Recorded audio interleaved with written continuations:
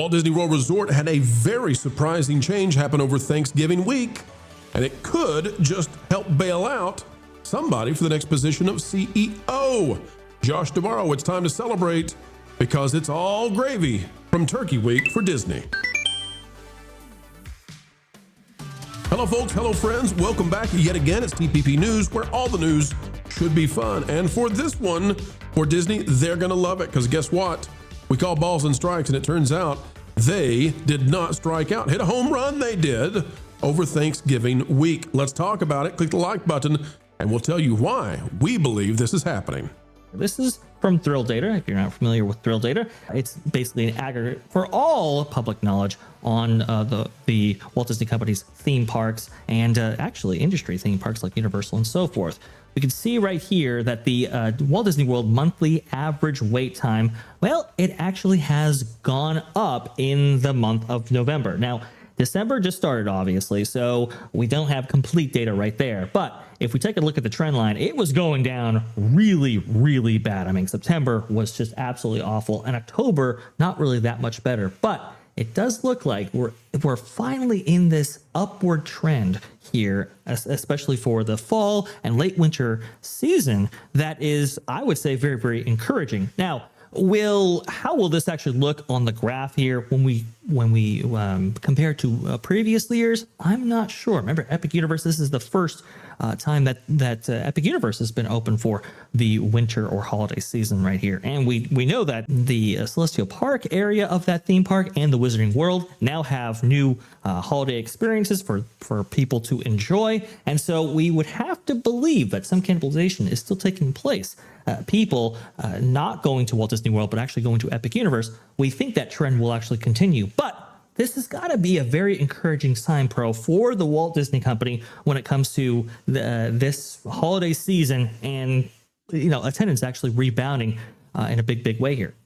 Yeah, so we need to talk about what's been the underlying force that has caused this to happen. And it seems to me that there's been a lot of pressure put from Disney onto consumers to come join them.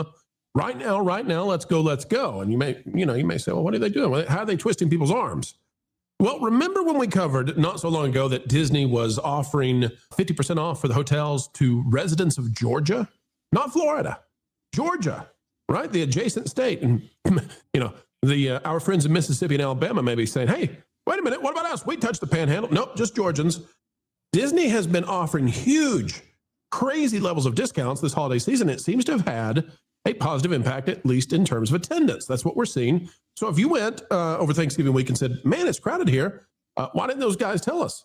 Well, we're telling you now, yeah, it does look like for the holidays, it's picking up a bit. Now, is Disney getting that same return on, each family that goes there?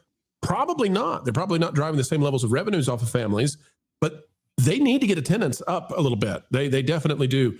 And 2026 could be a rough year. So right now, they're trying to cap off the end of the calendar year, not fiscal year at Disney, on an upswing. That Thrill Data data that we just showed, folks, let me tell you something. And that's fun to say, Thrill Data data. Yeah. Thrill Data data. The Thrill Data data, what it shows is that they may be able to stabilize. But Epic Universe is having an impact that they didn't want to talk about until now. But say it again with me, folks, Thrill Data data shows that they are down and they're struggling to rebound. Remember, if you take out the attendance of those VIP after hours events that, are at capacity every single time, talking about the Christmas, Very Merry Christmas and the Not So Scary Halloween, Jollywood as well. If you take those out, we believe attendance for Disney World might be down 4 to 5% on average per day, but it's largely hidden by those crazy, mostly driven by locals, after hours events.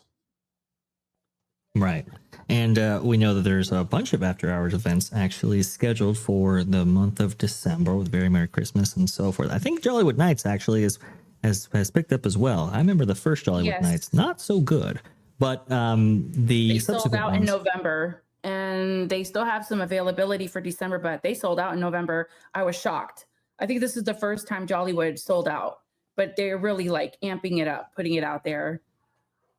I attribute that to Chewbacca Life Day, actually. That's how it actually showed up there.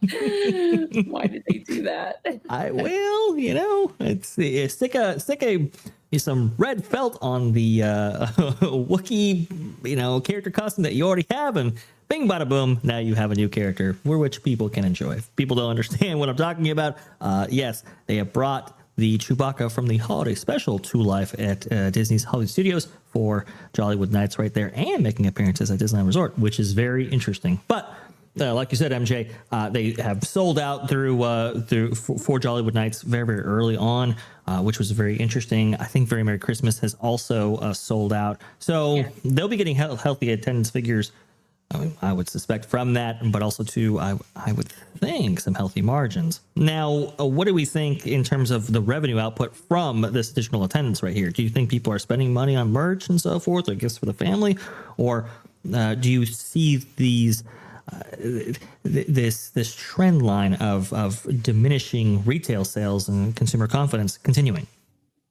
I see a hike in merch sales. Have you seen how many influencers and all these people on social media, they're just like showing the merch.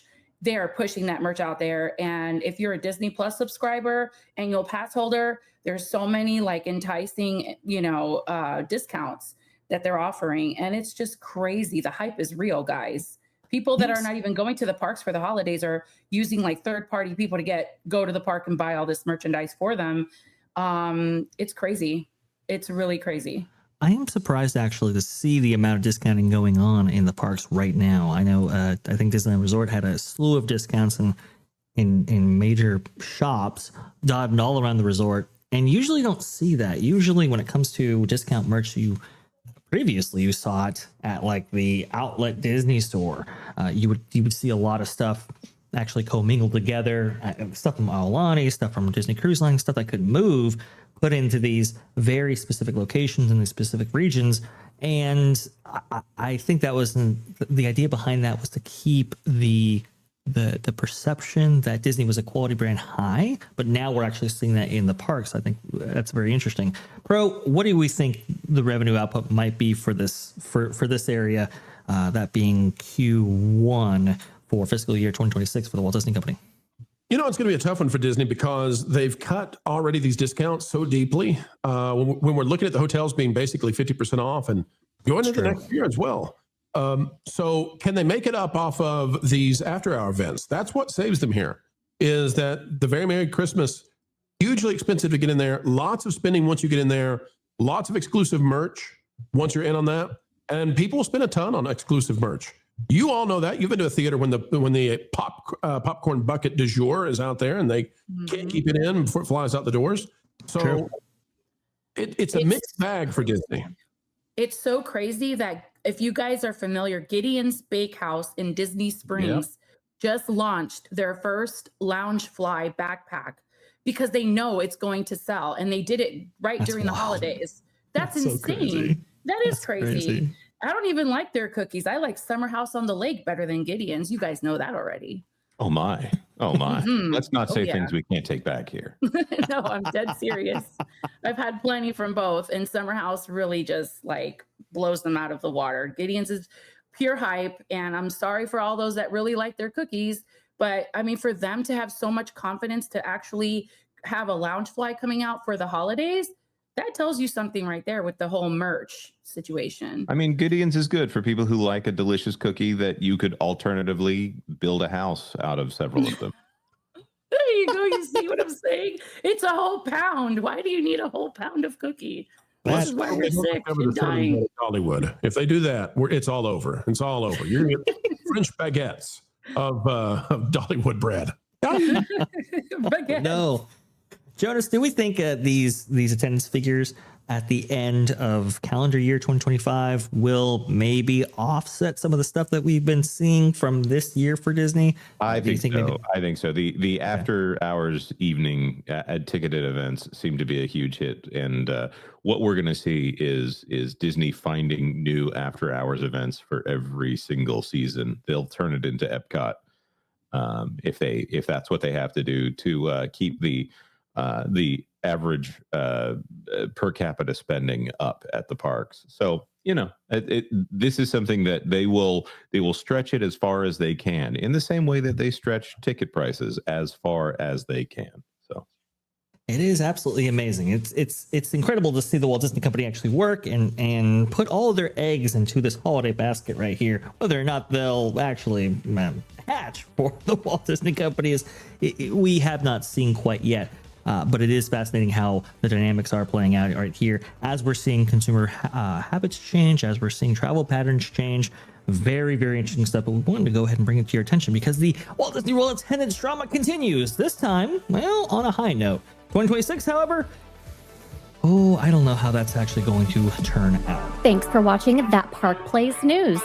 For more information, consider checking out www.thatparkplace.com. And don't forget to subscribe, share, like, and send this out on your favorite social media accounts.